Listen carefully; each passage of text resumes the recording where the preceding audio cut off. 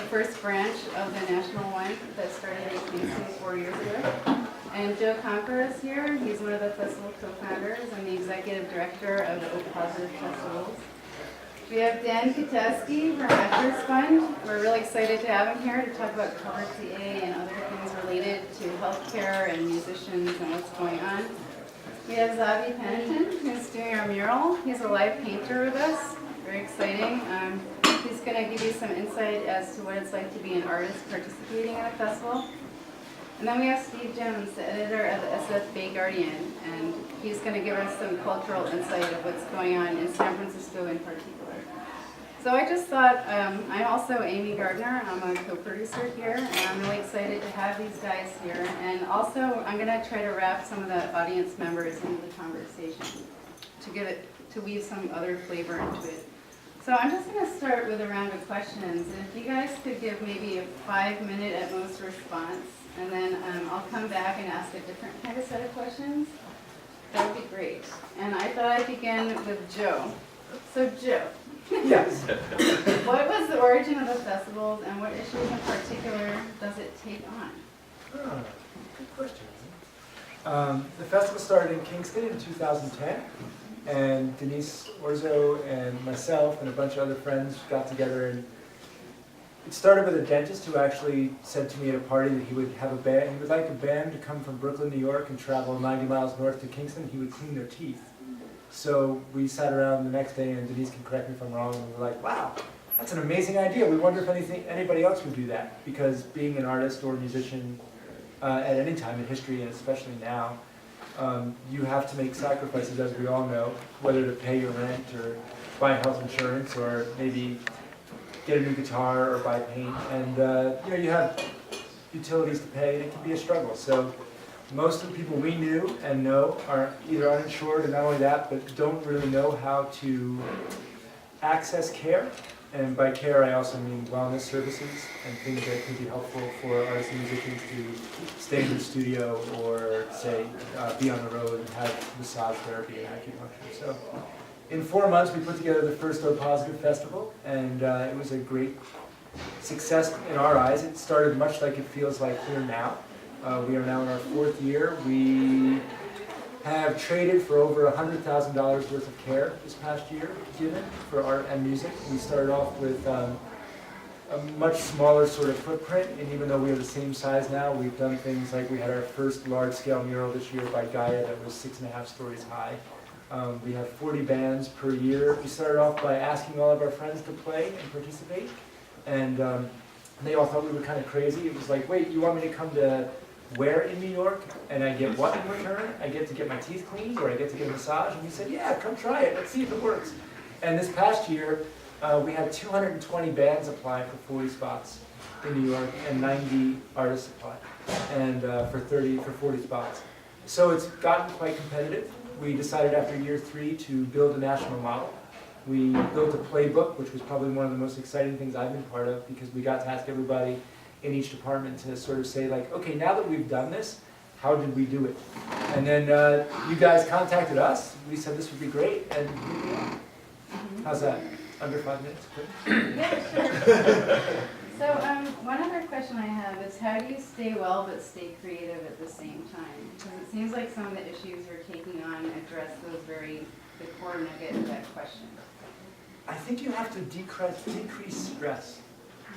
I really think that as an artist or a musician or a creative person facing economic challenges that we are, I think you really have to do the things that keep you healthy. And I've learned over 4 years, because when we started this, I don't think I was as in tune with wellness services as I am now.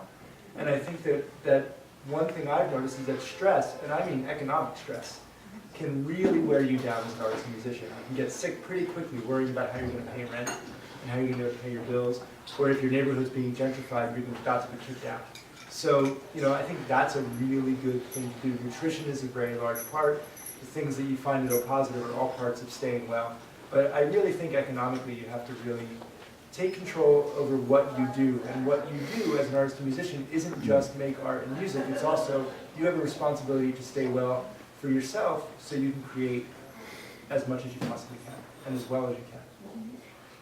So jumping to Steve think now, what kind of battles or cultural battles do you see going on in San Francisco? And how do you see a festival like this fitting into the context of San Francisco and the transformation of the city and who lives in it? I think San Francisco is a great example of challenging Joe's idea of trying to live a stress-free life, because I think for artists in San Francisco, it's become a very stressful city in many ways. We've got an eviction crisis going on right now. We've got gentrification. I think there's been a number of factors that have made it difficult for San Francisco to retain its diversity, as well as, and obviously when you're talking about diversity, that it impacts artists to a great degree as well. It's become tougher to make the rent here. There's luckily a lot of people movement support for that, and there's been a lot of pushback on that trend that we've seen in San Francisco. And you know, there have been things like the healthcare security ordinance several years ago, which requires employers to offer health insurance to their employees. But that's been a constant battle back and forth. The restaurant industry, which ends up employing a lot of artists, you know, who have to, like, you know, wait tables or 10 bar or do something to kind of do that part-time to make ends meet. You know, they've, you know, been very crafty in trying to get out of this obligation of providing health insurance to their workers, or they do these little health savings accounts, and so it's a sort of constant shifting battle going on here in San Francisco. And I think, you know, there are a lot of people who are content to just sort of let market forces dictate what happens here. Let the artists move to Oakland, and San Francisco can become primarily a place for the more, you know, well-off tech sector people and real estate speculators, a place to make money. So I think you know things like this, creative forms of activism, might be a positive festival, and a lot of other manifestations like that are really important in order to maintain the sort of creative, cultural, diverse fabric of San Francisco, and keep it that world-class city, that creative city, a place with a real spark that I think a lot of people were drawn here for, and that we all want to continue. So now I think I'd like to switch to an artist's perspective. So Zabi, what really sparked your interest in participating in a project San Francisco? Well, instantly when I got notified and saw the intention of it, it's the first time that I've ever seen a festival that had like healing arts and art in the same thing, like as part of the same exact idea. Like, and from my perspective as a visionary artist, the art I do and is actually like about visual healing, like creating visual experience that is going to be an actual therapeutic experience for the viewer. So the art itself is designed purposely to promote a sense of wellness or a therapeutic, you know, experience of feeling good for the viewer. And so I thought, wow, this is so cool. This is just exactly what I'm all about, and I, you know, totally want to be involved. So I take it you live in Portland now? No. Oh, you don't? Oh, but do you live in San Francisco? No, I just relocated to Ashland, Oregon, just 5 hours north of here on the southern tip of Oregon. Oh, okay, sorry. So what makes you want to come back to San Francisco and do your art here? Well, this is where the juicy creative energy is. This is where the work is. This is where the culture is. And you know, as you know, you just said about wanting to keep SF a really vital city creatively, it's important for me to be doing a lot of murals in public places so that San Francisco can maintain its reputation as a big mural and street art city. You know, street art and mural art is becoming like the biggest force in the art world these days, and other cities around like Miami, Montreal, like other cities are just putting a lot of energy towards their mural movement. And so I think it's really important for me to put my energy here. This is where my career got its start, and so this is like my home city. Do you feel like you can't afford to live here anymore? Were there any underlying reasons why you left San Francisco? Parking is hard. That's pretty much it. No, my family is up there and I want to be close to my family. Okay. But I love San Francisco. And I want to be here as often as possible. Okay, so Dan, now for you. What is going on with the Affordable Care Act and how does this really relate to artists and musicians and how they can cope with healthcare Sure. issues?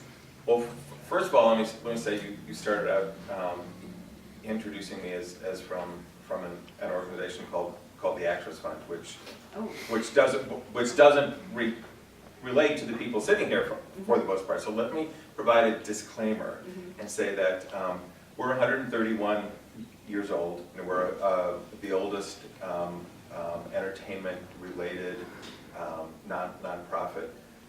But we've evolved over that 131 years to help everyone in the arts. So on stage, backstage, in front of the camera, behind the scenes, opera, dance, music, stand-up comics, visual artists. So despite our name, because I get a lot of, the Actors Fund, what are you doing here? yeah. So, you know, I'm going to start out by saying something that you all already know probably, in that artists are disproportionately uninsured to the general population.